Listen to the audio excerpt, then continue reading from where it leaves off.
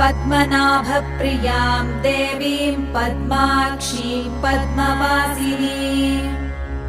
पद्मवक्त्रां पद्महस्तां वन्दे पद्मामहर्निशम् पूर्णेन्दुवदनां दिव्यरत्नाभरणभूषितां वरदाभयहस्ताढ्यां ध्यायेच्चन्द्रसहोदरीम् इच्छारूपां भगवतः सच्चिदानन्दरूपिणीम्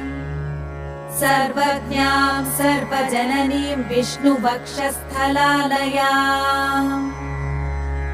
दयालुमनिशं ध्यायेत् सुखसिद्धिस्वरूपिणीम् हरिः ॐ